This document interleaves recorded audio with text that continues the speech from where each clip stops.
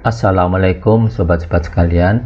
Kali ini kita akan membahas modus pencurian listrik oleh pelanggan PLN. Modus yang pertama kita bahas mengambil sambungan listrik melalui kabel SR, kabel saluran rumah. Kabel SR itu kabel milik PLN dari jalur PLN menuju ke kWh meter milik pelanggan. Ya. Yang pertama adalah pemeriksaan visual. Jadi pemasangan kabel SR dikatakan sesuai apabila seluruh kabel terlihat di luar rumah. Apabila terdapat sebagian kabel SR yang tidak terlihat atau masuk ke dalam atap atau plafon rumah, maka petugas akan curiga dan akan diteliti lebih lanjut. Seperti gambar di samping ini ada kabel berwarna merah yang istilahnya di sini mengambil dari terminal kabel SR masuk ke saluran mana ini plafonnya. Ini adalah kondisi terjadi pencurian listrik. Kemudian pemeriksaan dengan alat ukur. Ya. Pengukuran dilakukan dengan tang ampere. Apabila terdapat perbedaan pengukuran pada saluran kabel SR, yaitu pengukuran sebelum masuk rumah dan pengukuran di lokasi sebelum masuk kWh meter, maka petugas akan curiga dan akan diteliti lebih lanjut. Misalkan di gambar sebelah ini, di sini ada saluran kabel SR masuk ke kWh meter. Nah, di sini sebelum masuk rumah, di sini ada tang ampere pertama, kemudian di sini yang mendekati kWh meter ada tang ampere yang kedua. Di sini diukur sebelum masuk rumah. Katakanlah sebagai contoh terukur 6 ampere. Kemudian setelah masuk rumah, sebelum masuk kWh meter terukur 4 ampere. Nah, dari sini petugas PLN akan curiga karena ada selisih dari 6 ampere menjadi 4 ampere. Yang 2 ampere ini adalah saluran yang dicuri. Misal, jadi di tengah jalan di sini ada sudetan kabel menuju ke jalur beban pencuriannya. Yang berikutnya pemeriksaan dengan melihat beban. Ya. Cara lain pengecekan adalah dengan menghidupkan MCB, ya. Kemudian mematikannya. Apabila ada peralatan yang masih hidup atau ada stop kontak yang bertegangan, maka indikasi pencurian terdeteksi.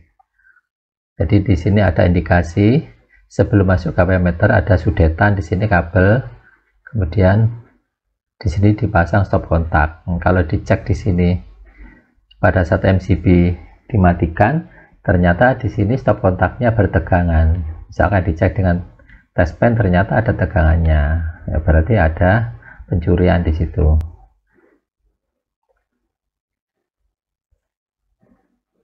Sekarang pemeriksaan dengan melihat jumper kabel. Ya. Cara lain pengecekan adalah dengan melihat jamperan kabel yang terdapat pada saluran masuk ke kWh meter. Ini untuk pasca bayar ya. Terminal nomor 1 dan terminal nomor 2 sebagai output. Sini output kWh menuju ke MCB.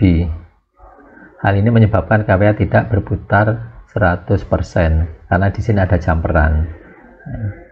Jadi aliran listrik ini sebagian lewat di jamperan sini, sebagian kecil lewat ke meteran. Ya, seperti itu. Ini adalah contoh gambar yang ada jamperannya.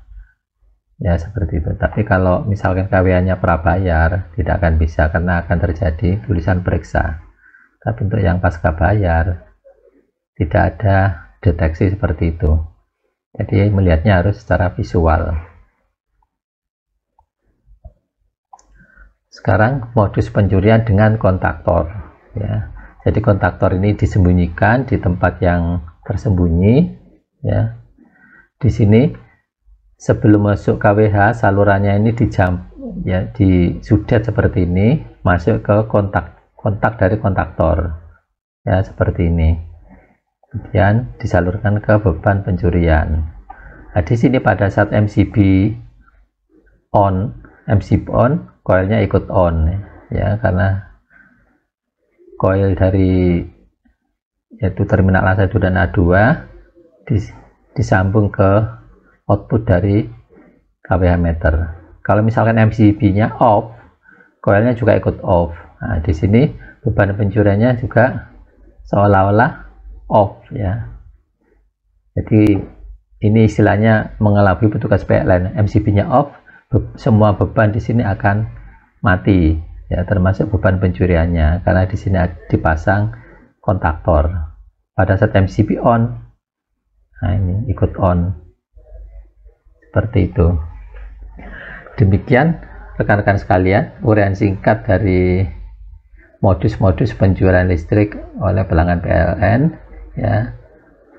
Ini hanya sekedar ilmu pengetahuan saja, jangan sampai diterapkan karena ini adalah melanggar hukum. Terima kasih, semoga bermanfaat. Assalamualaikum warahmatullahi wabarakatuh.